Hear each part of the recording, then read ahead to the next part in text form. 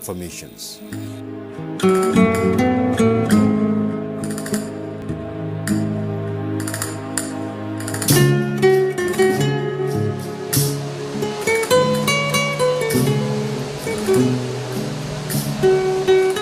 The waterfalls and waterways are second to none.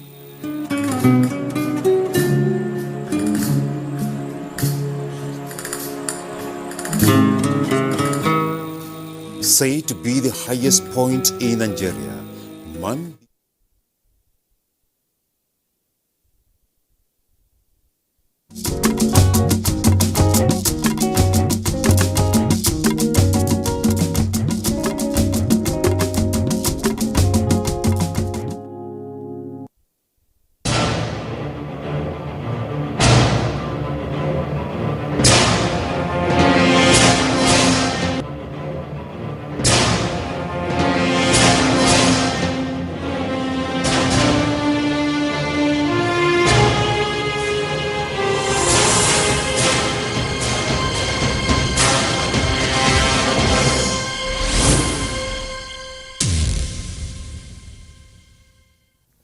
Welcome to this edition of Platform. I am Muhammad Kudu Abubakar.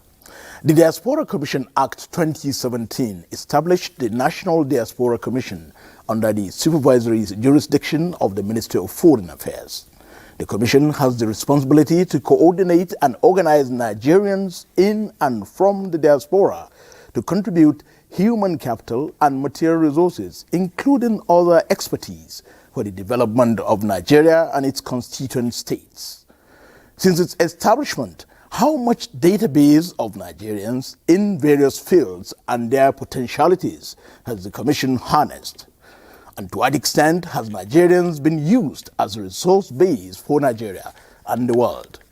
With the prevailing coronavirus pandemic making countries to shut down their borders, what are the consequential effects of COVID-19 on Nigerians in the diaspora, and especially on their remittances to Nigeria?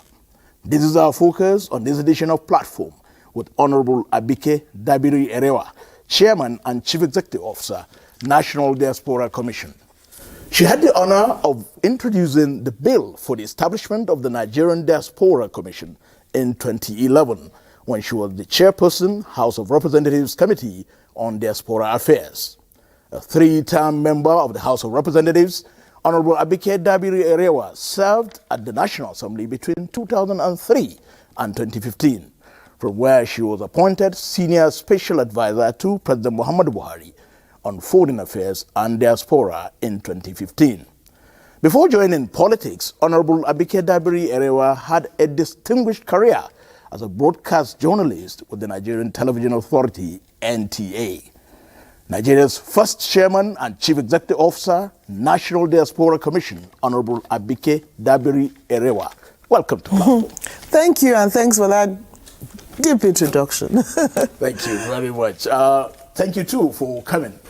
I know you are a very busy person, but we will not take too much of your time. We'll go straight to the protocols and then go straight to the issues.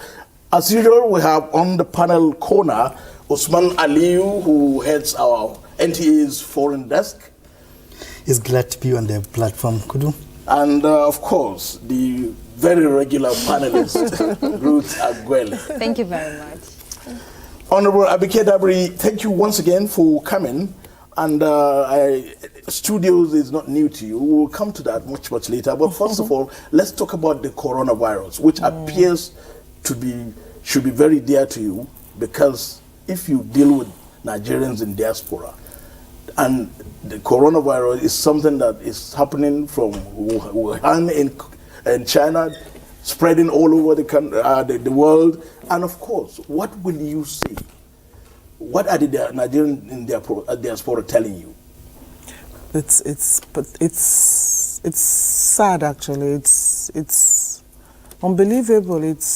I mean, we just find ourselves in this and it's not about those Nigerians in the diaspora, every one of us. Even here, we need to be very, very careful. It's unbelievable. But let's start with Wuhan, where it all started.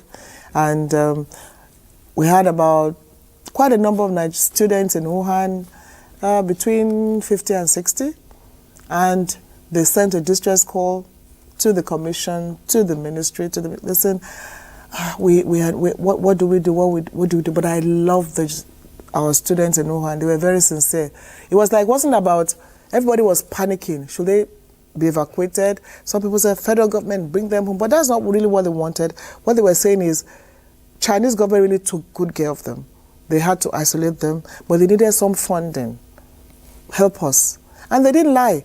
Just $500 per person, because the Chinese government gave them everything, food, medical, but they needed some money to maybe buy masks, paracetamol, and on the instructions of Mr. President, they were able to send the money to them. And they wrote a letter of appreciation and gratitude. So I'm glad that we reached out to them and we listened to them when they requested from their government. And we're glad that no Nigerian in China got affected. And then here we are. For Nigerians all over the world, particularly in Europe and America, it's been tough. New York virtually is in lockdown as I speak. And just this afternoon, I spoke to some Nigerians in New York and Las Vegas. Las Vegas is basically empty. But there's one thing that is key: discipline. When they say don't go out, don't go out. When they say don't shake hands, don't shake hands. When they say quarantine for 14 days, you know what that means? Even in your room, you are locked up in your room. You're not supposed to go out and even talk to members of your family in your home. And that awareness needs to be replicated back home in our country as we move to tackle it. So it's been tough for Nigerians in the diaspora. For instance, just yesterday, Nigerians in Sudan were stranded at the airport in Khartoum. They had their tickets, but the country said, no, you're going nowhere. So they kept sending distress signals. But as I speak with you today, we thank God that they will be returning 7:45 p.m. back to their country, because the ministry intervened, the embassy intervened, and we were able to get them to say, let them come back to their country. From places like UAE and some other countries, I can't really be very certain, but I got messages of, they said, just go back to your country. And then when it's time you come back, we can pay for you and all that. But when we get those distress, we do intervene. But right now, it's tough for Nigerians all over the world. There are some who have traveled and are stuck there. They don't have the money to continue staying where they are, and they're stuck. There's a lockdown, they can't leave. But we're in touch with them, and it's a tough situation for everybody. Now, some have complained that, the missions we spoke to, even the missions are in lockdown. They can't leave their homes either. So it's a tough situation, but our message is at this point in time, listen to, even for all of us here, wherever we are, listen to the advice, the medical advice. Let's avoid contact, minimal contact, wash our hands regularly, keep a distance, and anybody that has had contact, gone to all these places, just isolate yourself for 14 days. That would be the immediate effect, if you like. What of the medium and long-term effect? Well, to the economies, and of course to remittances to Nigeria, and general productive capacity of Nigerians all over the world. It's going to affect everybody. It has affected economies all over the world. So we have to wait and see how it all unfolds. Like there's a Nigerian I spoke with where he works, they'll be giving them maybe $500, he earns about $5,000. So definitely there's been a shortfall in your income all over. So it's definitely going to have an effect on the economy of even the money Nigerians in the diaspora send home. If you're earning $5,000 and the last 1 month you're only going to get $500, you can't do anything. So it's tough on the world. And we're just hoping that a cure will be found to this coronavirus as soon as possible. And it also tells you the connectivity all over the world. It doesn't matter where you are in the world, we're all affected. So for Nigerians in the diaspora, we all have to bear the burden.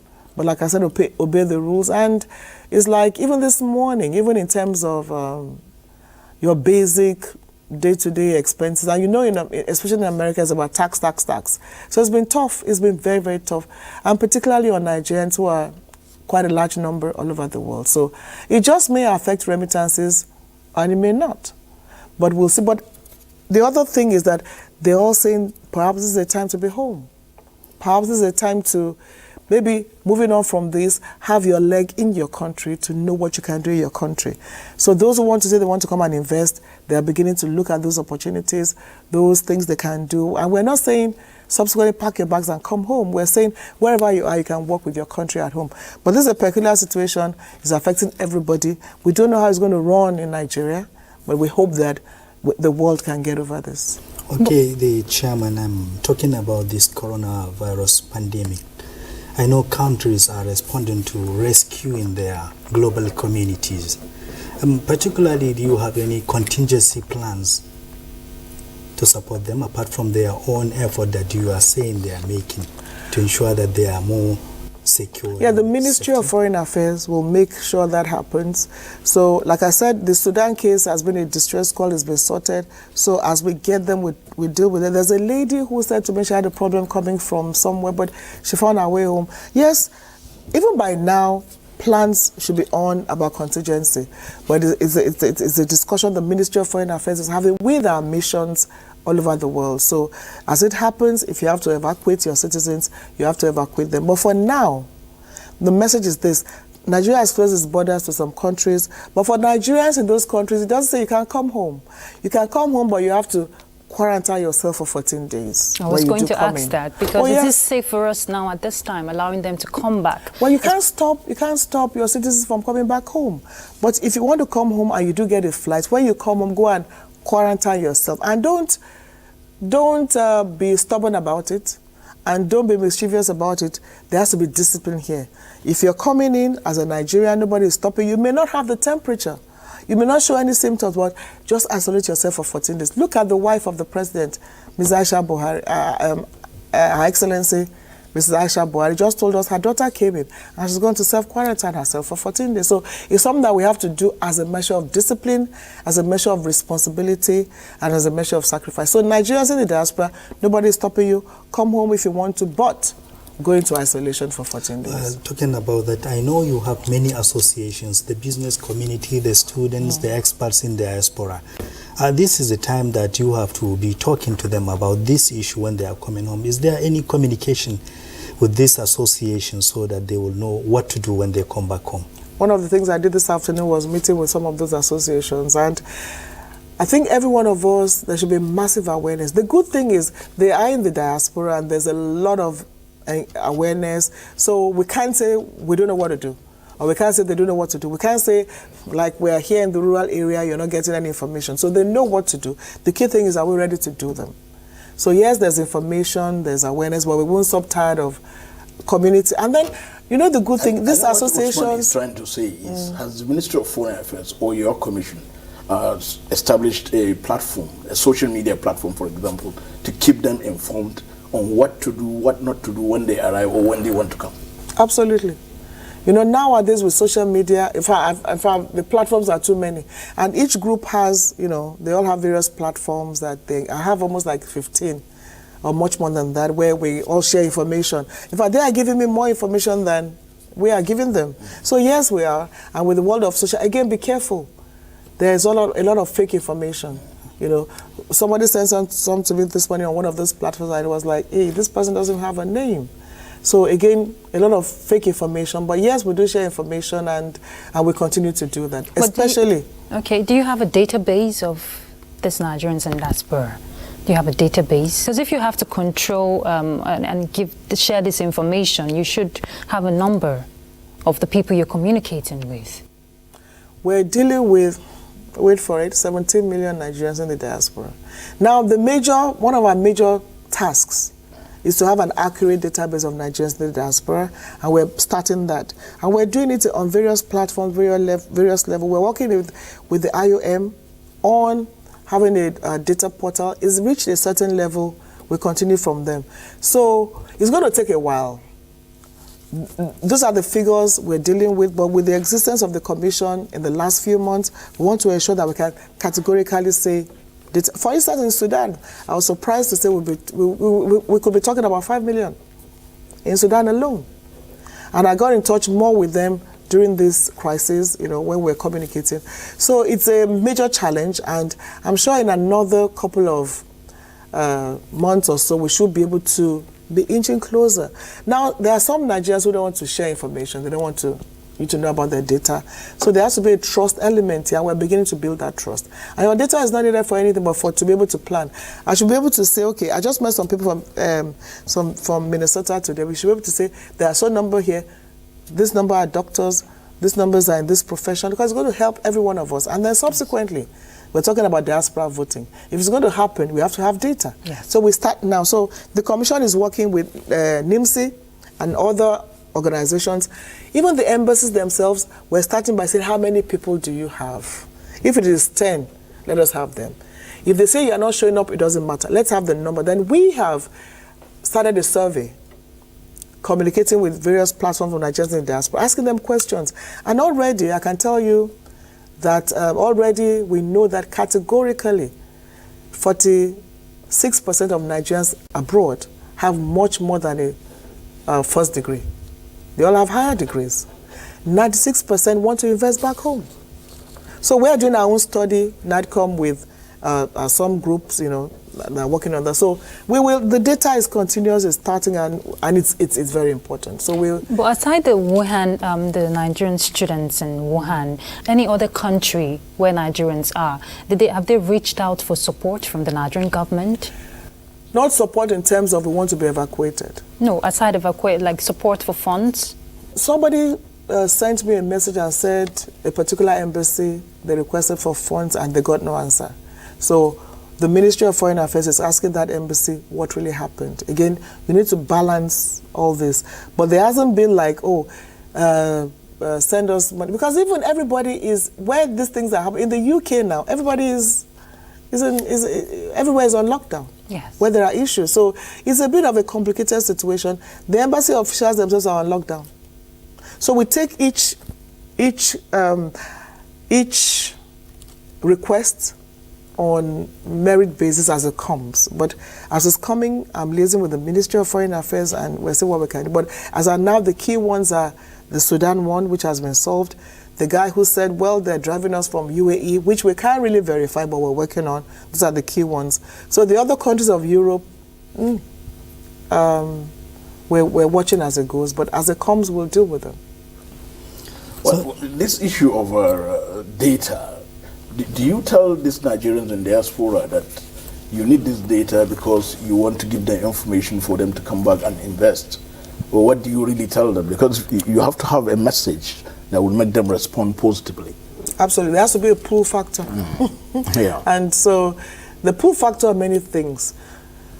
We need you so that in case you want to do anything in your country, we know how we can help. We need you to know what you want your country to do for you.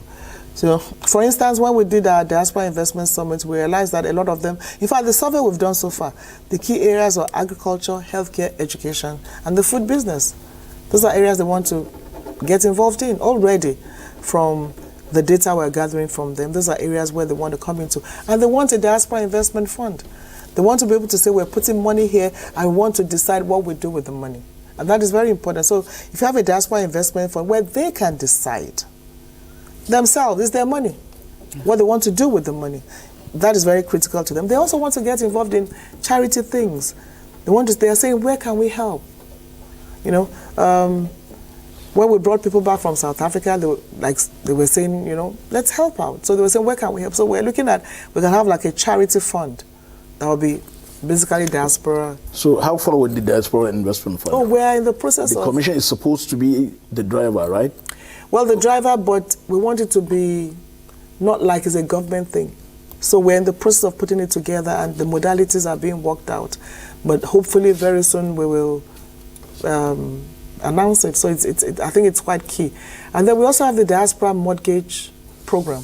We're working with the Federal Mortgage Bank so that you're in the diaspora, you're sending $1,000. You can send $800 for day-to-day keeping of your family, and you can put $200 in a mortgage fund where that money in a few years becomes a house for your family, rather than sending money where it's just spent on goods and daily needs. So we're thinking about that, a mortgage thing. And good news from the FCT minister who says we're going to have a place we call where you can have a diaspora city, where you can have a medical city, where you're going to have everything in one place, and there's a portion for the diaspora. So you can come and build something of a medical center of excellence. And also from Tampa, Florida, we have a group saying they want to build a medical center of excellence. So they will be coming, coronavirus willing, sometime in April, to come and actually look for a structure where they have everything, and I've seen them.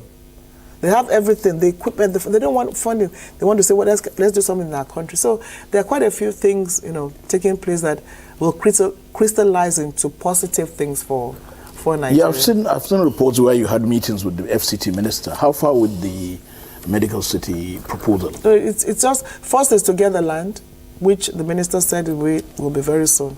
And then we sit with those ones in the diaspora that have an interest and work with them to decide what they want to do with it. But it's going to be a huge city where there will be different things. So you can be providing laboratory, another person can be doing gynecology, another can be doing cancer testing, blood testing. So it's a city where there will be everything medical. There's already a big group that will be doing a chunk of it. So there'll be portions of, okay, I'll do this, nursing, laboratory, this and that. And I'm sure it's going to be, there are many ways to cut medical tourism and make Nigeria a destination. Take so for instance, in Imo State, we have a doctor, oh my God, I've forgotten his name now, a great guy. He's built a fantastic center in Imo State, the best for stroke and epilepsy. People are coming from South Africa, from Morocco, from other parts of Africa to get treated there. Now, a lot of people don't know about it. We didn't know about it until we went to Imo State. And he came from the diaspora, and he said to me, what else can I do but do something back home? He's one of the best in his field in America, but he left all that. He still goes and comes, but he's built something there. If you have anything stroke and epilepsy today, the place to go is this man center in Imo State. It's beautiful. Where exactly in Imo? Imo in the city. When you ask for the stroke and epilepsy center, anybody will take you there. And again, Imo was thinking of turning that place also into a medical city. And it's fantastic. And it has things for all classes, poor, rich. You want to go, you want to have your own, everything is there. I was so impressed. So the medical facility that they are putting in place here in Abuja, is it going to be like when they are on vacation that they will be coming, since you say they are going to equip the place with other facilities? No, that one will be built. That's like a conglomerate of different people coming together. But talking about that, there was a program we designed with the Ministry of Health and the Diaspora medical practitioners. It was called the Diaspora Professional Healthcare Initiative. And here's how it works. All of them, various associations, ANPA in America, that's Association of Nigerian Physicians in America, CAMPAD in Canada, MANSAG in the UK, and then another one in Africa. They all got together and formed this big, all come together as a huge conglomerate to say, now we're going to do a needs assessment. We'll be coming to the country as often as possible. So, okay, maybe in 3 months, 4 of you are on your sabbatical. What are the needs? What is needed in University of Jos that you can provide? What is needed? So, it should have been launched in January 27, but the Minister of Health decided to hold on so he can get a few things clear about it. But it's a program that will come up again. The doctors are willing. In fact, they already bought their tickets to come. You mean January 2017? 2019. Okay. I mean 2020. Okay. January 27. That's what you January want. 27, 2020. Okay. It should have happened, but the Minister of Health had to put a hold on it so that some things could be sorted out. But it will happen subsequently. Not just doctors, so they get angry. All medical practitioners, nurses, lab technicians, all medical practitioners in the medical field. But how far have you gone talking about the commission in convincing talented Nigerians who have this knowledge and expertise to bring it back home before this whole unfortunate incident of the coronavirus? I know there are incredible talents out there. Too much. We're making progress. Some have already. Janali Aliu, you recall, designed the Chevy Volt, is now here and is trying to get a Nigerian car, heading the Automotive Council. So what we're doing now is, in fact, there's an association of the returnees. We have 2 associations. We have the Nigerian Diaspora Alumni Network of Nigerians who have returned. And what they do is, if you're coming, reach out to them. They will guide you. That was even before the commission. Then we have those they call the returnees. I just met them a few weeks ago. We'll be meeting them again soon. And they have formed themselves into a group with a strong social media presence and a website where they're all doing different things and sharing experiences. And it's amazing. I'm telling you what they are doing. So what the commission is doing now is documentation, reaching out to them, knowing what, so that we can measure the deliverables. And we're telling them that if you are coming, let us know. let us know. If you're doing anything, let us know so that we can even let people know what you're doing. And improve your database. Well, and very soon about 60 medical practitioners are coming. I think that should be June or so. Hopefully they will still be able to make it, and their destination will be Cross River State, where they'll be giving the best kind of medical service. So I think we're making progress. And here's the thing. We're saying that this is our human resource. I mean, it's amazing. It's amazing. Take this Trump ban on immigrant visa. When myself and the Chairman House Committee on Diaspora, Honorable Tolu Lokpe Akande-Shadipe, went on America not too long ago, do you know we didn't have to say anything? The Americans were the ones telling us how good our people were, that we didn't deserve to be on that list. And for everywhere we went, they had experiences to share of Nigerians doing great things, Nigerians excelling. You know, Howard University alone, out of about 89 graduates, half of them were Nigerians. And out of the half that were on this list, another half were Nigerians. So for us, we're so proud that we didn't even have to be saying, oh, they were telling us, look, you guys are the best. So what do we do with being the best? And to the Nigerians in the diaspora, this is the message. We're just saying, pack your bags and come home. We're saying, wherever you are, we can do a whole lot of things. Like Professor Solido said at our investment summit, you are the other hand. The Nigerians in the diaspora are the other hand. Let's clap with both hands. And therefore here, Nigerians at home tell us, you think they are better than us? No. Nobody is better than any other person. We're saying that we're all Nigerians. And let's work together to build our country. You have your talent, I have mine. They have this. At the end of the day, like one of them told me, he wants to die at home. He wants to be buried at home. So if home is not a place you're proud of, we're back to square one. Yeah, it appears there is some tilt towards more of medical field. No. Tell us more about some other projects, some policies that Nigerian diaspora are intervening, supporting, strengthening within Nigeria. No, I don't talk about medical because they've been running medical missions for a long time without any one of us even knowing and appreciating. Medical missions very regularly, and we are saying that these medical missions can be turned into centers of excellence. And that is on the way. But in every field, we have, in the educational field, we have many Nigerians in all those fields. But here's the thing, we've drafted a Nigerian diaspora policy document. It's been on for about 3 years, sponsored by the IOM EU, worked with the House Committee on Diaspora, worked with NNVS under the office of the SGF before the Commission came on board. And the Minister of Foreign Affairs will be sending the document to the Federal Executive Council soon. So hopefully, if it's adopted by FEC, we have a holistic diaspora policy. Now, the policy covers every aspect of diaspora. And diaspora is everywhere, basically. Science and technology, investment, trade, CBN, NIMC, NIPC, NEPC, education, everywhere.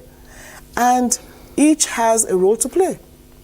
And then another thing is, when you say come and invest, we're not saying come to Abuja. It's not where you basically invest. We're talking about states. So as I speak with you, we have 25 focal points on diaspora in various states. So we are decentralizing. So states have their own data, we share with them. So you come in, you say you're from, what's your state now? Tell me your state. Let me see whether you have a focal person. It's shy. What about you? Edo State. Edo has a focal. No, does Edo have a focal person? And Edo has a lot of diaspora, right? We'll move to that. You know, so we can say, okay, this is Ruth from Edo State. She's home. She wants to do ABC. We connect you with a focal person. That we decentralize. So we're working with the focal persons. We had our first meeting, and it was very nice, and a lot of. So I'm hoping that all 36 will have focal persons on diaspora. And talking about Edo, it was interesting when we're looking at remittances being broken down by the World Bank. We're still working on it. Number 1 came from America. Number 2, Saudi Arabia. And I know Number 3, Italy. The Diaspora Commission has this summit with Nigeria and Saudi Arabia. It was only held once. Okay, The that was first last one, year. Yes, and it was. Do you know that? Any plans for this year? No, let me even tell you. Oh, we're in the new year. Yeah. Last year. Do you know that about 50 Nigeria Saudis came to Nigeria? Half of them have never been to Nigeria. They're Nigerians.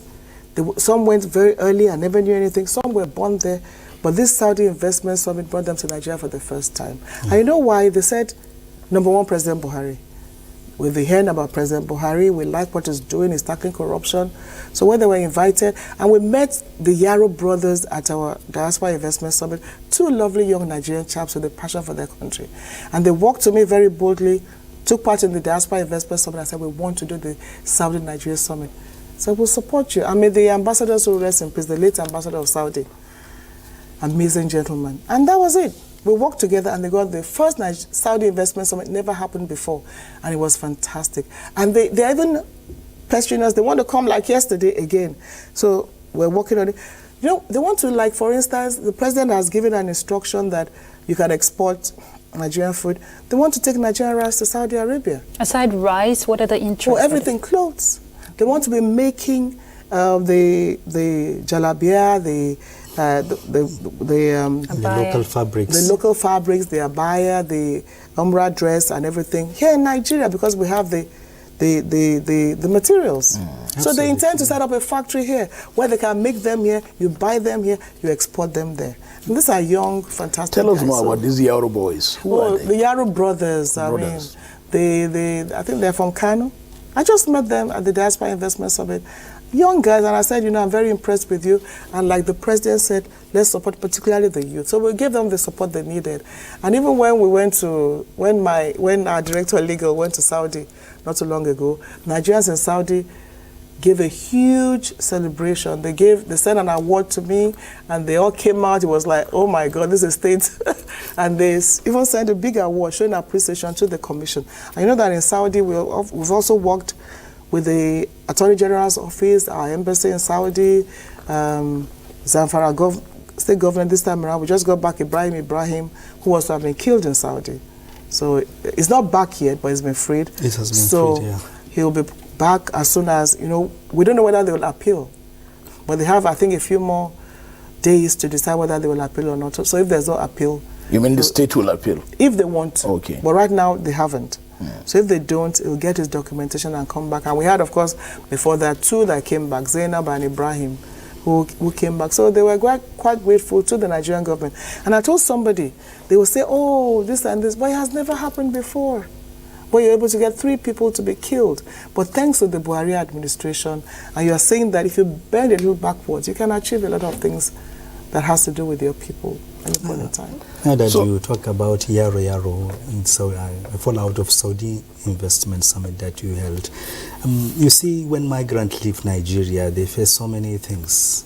First, their family background, and the second, the new environment they found themselves, and the modernity. Some of us, if they travel, they live there, they forget about their country and everything they own. So this Yaro you are saying is making you to react to those things. Are you planning to reach out to those Nigerians in other countries so that they can be like Yaro? Absolutely. Absolutely, yes. Because this issue of this coronavirus, you know, is affecting the economy. You see, the coronavirus now is not, we're not in normal times. Yes. Because even if you want to invite them, they can't come. No, not now. I mean, so what I say, we hope and pray that coronavirus we'll go back will go. Oh, yes, absolutely. You'll be surprised again. Areas we don't even look at. I just talk about Sudan. Yeah. The richest guy in Sudan is a Nigerian. He's into real estate. Even in Sierra Leone, Nigerians even in Sierra Leone, very well. It's fantastic. Where did we go with the president? Senegal. Everywhere. Do they have connection back home in terms of what they are doing? Yes. Now we're beginning to say this connection should be structured, and we are there to help you structure it. So, you know, we've been paying lip service to this thing. Now you have a commission. And you know the beauty of it, they're excited about it. So, but we have to do a lot of engagements. It takes a lot of, beyond just sitting on the media, you need to go there and see them. So we've been doing a bit of that. Funding is an issue, but we keep doing that. So, you know, Ghana, everywhere. You know, so away from the Yaro brothers, why did they come? They heard about the Nigerian Diaspora Investment Summit and came. And from there we engaged with them, and there were a lot more people like that that were from all over Canada, everywhere. China, Vietnam. We had a man and his wife come in for this investment summit. They are doing great things in Vietnam. They're into the food chain business. Puerto Rico, Costa Rica. You know, one of the best chefs in Costa Rica is in Nigeria. He came for the summit. And you know what he said? He said, let me come and do something like this back home. But when they tell me, oh, but insecurity, oh, if you wait for El Dorado, it's never going to happen. So we are here, join us here to build your own Nigeria. And again, the smart ones know that in a developing economy, there are challenges, but there are opportunities. Even in Tampa, Florida, when we went for this NABF, Nigerian American Business Forum, another fantastic group who are doing great things there, the Americans who came to speak said, look, we want to come to your country. We know it's a developing country, we know there are challenges, but we have to face those challenges. So those are things we also tell our brothers and sisters. We're not saying it's perfect, but that is why you have a government who is trying to build a strong foundation. And the ease of doing business is getting better, and even they attest to that. And, I mean, we're not saying there are no challenges, there are, but we work with them to try to sum out those challenges. Perhaps, let's say bureaucratic challenges. Okay, you want to make Kudu Abubakar, you can't. So we find a way of making you say Kudu without them. There's a guy who recently, he came in, big money, big business, is being frustrated, but we're working with him to say, don't worry, let's see how we can overcome. So when do we expect the 2020 edition of the Nigeria Diaspora Investment Summit? The Diaspora Day is July 25. So let me give you the itinerary. July 25. It's been on since 2006, but many people don't seem to know. So this year, Nigeria at 60, we hope to make it big. And we're going to also have the first Nigeria Diaspora Merit Award. We need to celebrate all these good things. Nobody will celebrate us but ourselves. Look at Anthony Joshua, proudly Nigerian. I remember on social media, some people were angry that Anthony will be saying we're congratulating. It's not a Nigerian. The guy says he's Nigerian. He's proud of his Nigerian roots. Look at him. And he's proud of the food. Everything. He's proud of the culture. Yeah. And so Anthony remains one of those that we are proud of. Because what Anthony has done to the youth in England all over the world is show them that if you don't know where you're coming from, you know where you're going to. He's a champion. He's rich. He has everything. He didn't have to do what he's doing. So he's a role model for us. He's going to be one of our champions for the younger ones to say, you know what, you need to be proud of your culture and work to make it better. So we'll be celebrating Nigerians in the diaspora. July 25th, the first Merit Award. Not too many, but we'll start something and then do special recognition awards for them. And then in October, we'll do the Door of Return in Pedigree. Again, when we go around, it's not just the Nigerian diaspora, the historic African diaspora, they want to come to Nigeria. What was the reception like for last year's own? For the diaspora day. Okay, fantastic. But then it's not too big, about 40, 50 people. Now they are calling us, telling us we are coming. So it's October 21 to 25th. The Saturday of that is the day of the door. And we also have something business-like where they want to look at business opportunities. That will be in Lagos, October 21 to 25. And then the Diaspora Investment Summit is 2nd and 3rd of November here in Abuja. And then because we now have focal persons from the various states, we hope to, engage with the various states so that where we can do the pitching. A lot of them are interested in mining, for instance.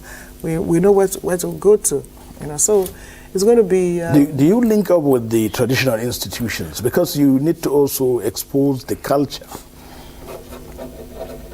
You're correct. We haven't done much of that, but we have to. So we're going to do that from, I think it's our calendar for June. Where even all our program, and there's even a big program that they have our traditional, they have an institution, they do something, I think in South Africa also. I can't remember. So yeah, it's key, and we're looking at doing that in June. And we believe the traditional institutions have a key role to play in even mobilizing the Nigerians in the diaspora. Take, for instance, Edo State. I remember years back when the issue of prostitution was very high. That time I was in Parliament, we actually went to the Oba of Benin. And the Oba of Benin, it's never late, but the Oba of Benin went on television and placed a curse. And he said, any Benin household that supports this, I place a curse on you. It went down. But I wish we followed up as a government then. But again, the current Oba did the same thing when NAPTIP went to him. So the traditional institution is key. Even in the issue of Nigerians doing terrible things, like drugs and everything, we profile and go to your traditional ruler and say, please talk to your people. Everything's not about money. If they hear from you, we can have a better behavior. And It works, actually. So what's the synergy like with NAPTIP, especially for people who have been trafficked, who are trapped there? If we're looking at migrant protection, you know, for some of these people, I know, I don't know if it falls under the purview of the commission. Some of them, how do you verify, you know, when you receive a distress call, okay, we're trapped here, how do you verify that this source is real and they're really trapped or are being trafficked? We don't go into trafficking per se because it's a NAPTIP. NAPTIP is responsible that's why I said for the synergy. The synergy. But if you get a distress call, somebody is calling you. It's not anonymous. It's not those audio that you get. You are hearing. Libya is +218. So when I say +218, I know it's somebody in prison in Libya who is saying, "Madam, save my life. They just took A away. It might be my turn next." And then the +21 is coming at 4 a.m., 3 a.m. So you know it's real. You know it's real. And that's why the Libya thing was like, my recommendation to Mr. President was, we needed a massive evacuation, which Mr. President approved. And we brought back, in a go, almost about 4,000 or 5,000. IOM brings them back regularly, 2-3 weeks and all that. So you will know if it's real. Okay. But the thing is, if it's trafficking, it's not the job of the commission. You see, trafficking involves knowing the trafficker. So it's not enough to say, I'm stranded. So we send the message to NAPTIP. So that because that trafficker, you need to know how that trafficker got there. So we send all the message to NAPTIP. In fact, just last week, NAPTIP solved about 3 of the issues we sent to them. They got the girls and the trafficker. But however, a case of, listen, I'm here, I just want to get home, like we've done in a few cases. We get you your ticket and you come back home. But when you get back home, you go to NAPTIP. They take care of the reintegration? They take care of the reintegration. Okay. Ours is, you are a human being. You are a Nigerian. You're a young person or even old person. You are stranded. We get you home. We brought Smart from Kenya. He went to Kenya. He didn't have his documentation. He became an illegal immigrant. And you know, they're very strict with their rules. And then they locked him up for 6 months. And he said to us, you know, the prison condition is, he will call, give a distress call and say, not even your rat should stay in that condition. And then we work with the mission. I'm not going to say, okay, what did you do? What didn't you do? How do we get you out? So there were 3 of them. But the other 2 had a problem with their documentation, and they still have. Now, the other 2 one of them went with a fake name. There's no way, immediately they put the name he put there, it came out wrong, so there's nothing the embassy could do. But Smart's case was sorted, it's back home, and he was in my office today, and he told his story. And his message to other young Nigerians is, it's not worth it. He's wasted 6 months of his life. Those 6 months, he could have graduated, but he wasted it in prison. So Smart will be talking to a lot to us more. So we in the commission will be using real life cases to talk to the younger one. So look at that. We were able to work with the embassy, with the NGO that brought his attention to us, and with the mission at his home. And he's doing his work. And the Kaduna State government, once we reach them, that's why the states are important. They said, look, let's have him. So we'll deal with that. But trafficking, because it's key to know the trafficker. As long as the traffickers are walking about freely, trafficking will not stop. So it's not enough being trafficked. Who took you there and how? Did you even know or you didn't know? Were you a willing victim? So NAPTIP needs to deal with all that. So we collaborate with NAPTIP. When it comes to us, we send to NAPTIP, they deal with it. However, if there's an emergency you want us to support, we'll fill a vacuum. So inter-government, inter-agency collaboration is very key, which we work, which we do. 2023 will soon be here. One of the key issues in 2019. Will soon be here. Oh yeah, it will soon be here politically. One of the key issues in 2019 was the diaspora voting rights. And where are we now? What are the challenges? What are the issues? Will it be feasible in 2023? I hope so, if the National Assembly. But it may not be. Don't let me say, because it's a very sensitive topic. But right now, there's a bill in Parliament.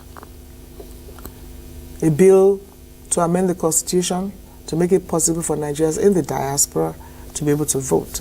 So I'm hoping that the bill will go through second reading sometime. Before then, there was a stakeholders meeting put together by a Nigerian in the diaspora, Mr. Adio Moli. Excuse me, virtually spent money, got people together, got stakeholders together, the Speaker, the Senate President. Even the Vice President was there, I understand. The Vice President was represented, and well, the INEC, everybody. And we spoke truth to ourselves. It's going to be challenging, no doubt about it. It's not going to be easy. And all the challenges... Want to participate as Nigerians. No, but it can work. It can work if we are determined. And when you look at countries, in Brazil, for instance, you must have been in your country for 5 years because you can do diaspora voting. So each country varies. So we must have our own Nigerian version of what we can do. Look, we can say INEC should be able to determine where you can vote in the diaspora. We're not saying tomorrow. It could be made in a regional... Yes, we're not saying tomorrow there's a law, so everybody will not be able to handle it. But you can decide that, okay, a particular group of people, as decided by INEC, can do diaspora voting. And where? So it's possible if we put our minds to it. All this argument that, oh, we haven't gotten it right, we're talking down on ourselves. So we should be able, smaller countries are doing it. On the map, 73% have diaspora voting. Why should we be part of the 20-something%? So it's about time we had it. But however, it needs a lot of work. And that's why I'm saying it's a lot of work. For instance, somebody asked a question. You say somebody in diaspora should vote. What about a child who was born there? He's Nigerian, has never been to Nigeria. Does he have a right to vote? So we can look at that issue and say, for you to vote, you must have a leg in your country. You must have contributed to your country. You must have come a certain number of times in a certain number of years. So you should know what is going on in your country. So you won't say to some country and just be used to, you vote for who you don't even know. How do you even assess the credibility? Exactly. Some say, should it be presidential? Should it be everything? Majority say, let's start with presidential. Because I can't say you are from Edo, go and vote at your state level, local government level, where you don't even... So we can concentrate on presidential or something like other countries do. In most countries, basically it's presidential. Sure. In some countries, they've gone as far as having representation in parliament. You know, so it varies. There's no one country that has the same kind of diaspora voting. So when I say that if we are serious, is we work on what works for us. But the seriousness will also have to start with your commission, because you have to do... Thank God you are a former member of the House of Reps. You know how the parliament works. It's a long process, tedious one. Tedious. So you need to do the, if you like, legwork. We've started. Yeah. And like I said, there's a bill in parliament, second reading. So hopefully, and Nigerians in diaspora too, I've told them, you have to do a lot of work. Sometimes we'll get you 1 million signatures, we didn't get anything. Like I told you, this stakeholders workshop was put together by a Nigerian in the diaspora. So if we have that passion, commitment, working with the commission, I believe we can succeed. Okay. Yeah, to round off, I'm being told our time is almost, you know. Interesting. Funding has always been a challenge to agencies. Being a new commission, how has it been and what are the challenges? You don't want to know. Terrible. As I speak to you, I don't even have an office. We've been driven out of what should have been an office for us to use temporary. So we're on the streets, actually. So for me to even come here, we are working from the streets, but it's not something I want to go into, but it was a situation where we find ourselves, some minister comes and says, get out of there in 2 days, and we were treated like orphans. So it's very challenging, but however... Let's look at it legally. Did you have a title to where you were? Look, let me tell you something. A government agency gave a government agency somewhere to stay for a while. I mean, that you just come, and within 2 days you say, get out of there, and then you take it with guns and all that. I mean, there's something called emotional intelligence. Even if you want to use the place, you should be able to say, look, madam, I want to use that place. These are the options. You don't just go with guns and drive a government agency away. But I'm not taking it too personal because it's not my personal property. I'll leave this job, so will the minister leave that job. So it's not a personal thing. So have you had any assurances of a new place? Or? No, as I speak to you, we're on the streets. That's what I'm telling you. But we've been running around. So hopefully we'll get somewhere to... But that tells you that we're undaunted. We're hardworking people in the commission. And I want to thank the staff of the commission. It's been very challenging. Even coming here was very challenging because everything is cut. Our things are locked up there. We have nothing to work with. Files, computers, documents, everything. But it's not a problem. It's a government job. I'll put in my best and leave. So and then we hope that we can also work at generating revenue. We don't want to just be waiting for government. So we're talking about Nigerians in the diaspora, so we can be able to work at generating revenue and overcome the challenge and do a lot of partnerships, a lot of partnerships, a lot of collaborations, and a lot of young, hardworking men and women who are determined to work, and a lot of Nigerians in diaspora volunteering to That's do one what thing I or the was other. A lot of volunteering. Actually, trying to Honorable say since it's- Abike Dabiri Erewa, I've been told our time is up. It's like you said, it was just like 5 minutes ago, but we have done 40, 50 minutes. Thank you so much for coming and telling us all the challenges, but mostly the successes the new commission, National Diaspora Nigerian Diaspora Commission has had. And of course, the sky is your limit, as they say, or the sky is the beginning. Right. Thank you for coming. Osman Aliu of NTA's Foreign Desk, thank you for coming. Ruth Aguele of the NTA Current Affairs, and of course, the assistant producer of this program. Thank you. Thank you for being there all the time. Exactly. And we agenda sensitive in NTA. Abike Dabiri Erewa, Chairman and Chief Executive Officer of Nigerian Diaspora Commission, he told us everything the Commission has been doing in the past days, months, and years that it has existed. Like we said, it started with the Nigerian Diaspora Commission Act 2017, and here they are. She said 17 million Nigerians are in the diaspora and still counting. That's platform for today. Thank you for watching. I'm Muhammad Kudu Abubakar. Until we come your way again with another edition. Bye for now.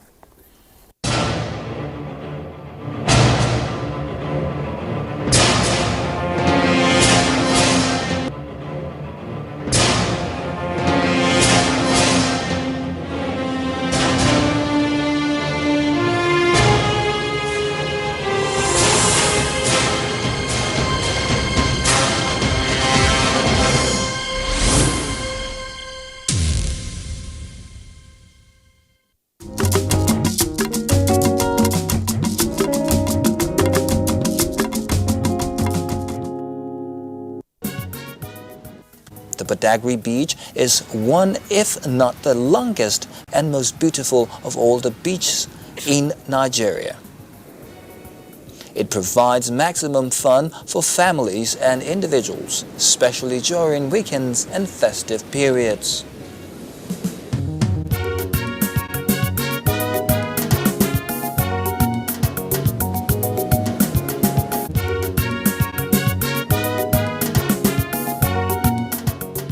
Pedigree is a tourist haven. The city is stupendously blessed by nature and history to the envy of other cities like it.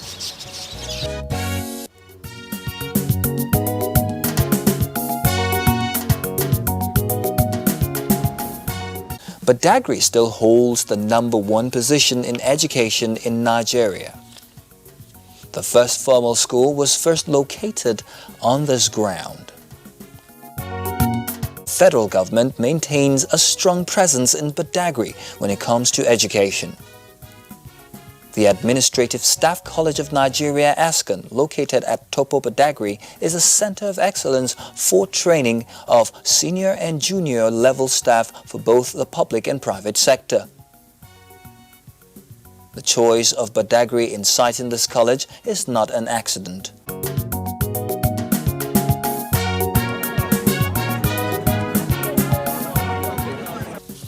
The major occupations of the Pedigree people are fishing,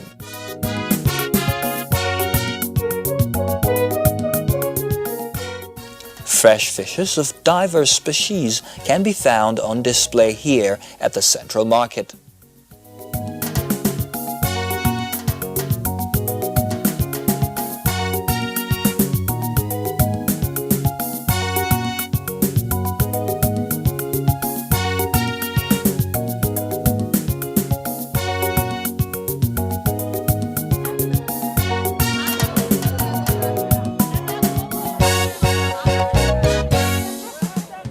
And coconut plantation.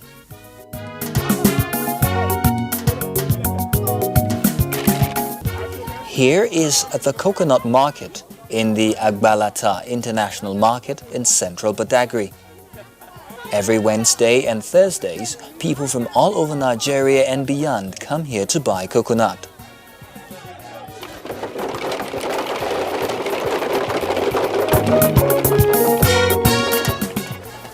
Badagry also has a rich soil that is good for pineapple cultivation.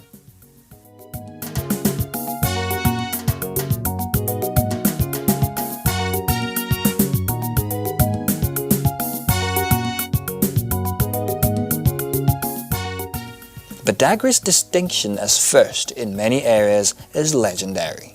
You are welcome to Festerable in Nigeria.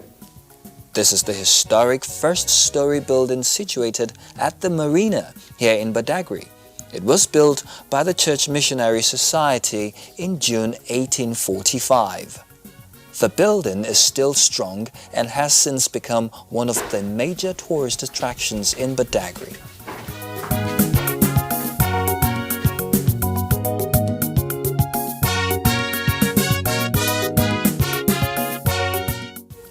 It was in this building that the English Bible was translated into Yoruba language by Bishop Samuel Ajayi Crowther.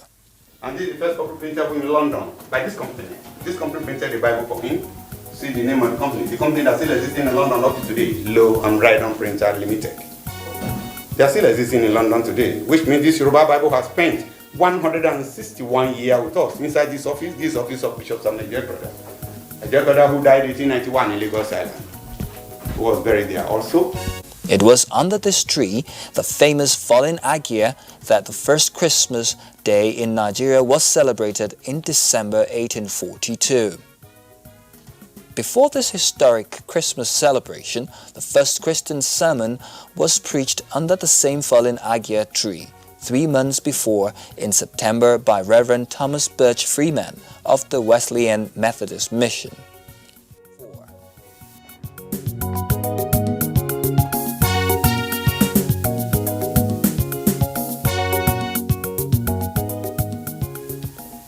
Perhaps the other side of Badagry that is historic and evokes strong emotions is the city's position as the gateway to the Atlantic Ocean during the over 300 years of slavery and slave trade.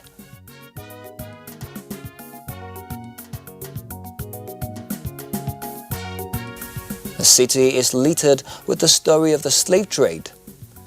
The Badagry Museum houses relics of this horrible trade in humans that were shipped like sardines to plantations of the New World. This is the replica of the slave ship used in those days. In those days, slaves were, the European dealers would be up here, dining and whining, and the slaves would be arranged under this place. In those days, they would lie down, facing up, all in chain. They would be like that for 8 weeks. The journey is between 8 to 12 weeks. Anyone that dies or proves stubborn, they throw him into the ocean. The mode of eating is 2 slices of bread each day, or small piece of bacon. They defecate and urinate there. And in most cases, half of these slaves die before they get to Europe and America. And you could perceive the odor of the slave ship 2 kilometers away from the ship in those days. So you imagine those in the hold of the ship. So many of them died in the process. And they will make sure that all the slaves are in chain, because the number of slaves on board are always more than the crew. This compound has about 40 cells where the slaves were kept. From here, they are taken daily to these locations that used to be the slave market. It is called the Velikete Slave Market.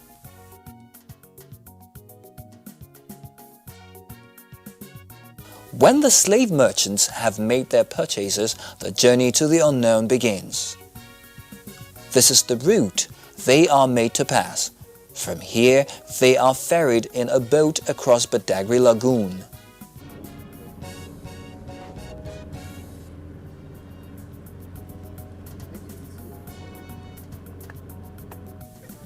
When they arrive here, the long walk to the point of no return, where they are shipped through the Atlantic Ocean, begins. The slave trade story of Badagry indeed has attracted local and foreign tourists who try to retrace the route the slaves passed through. I'm here in Pedigree because I want my daughter to understand the horrors of the slave trade.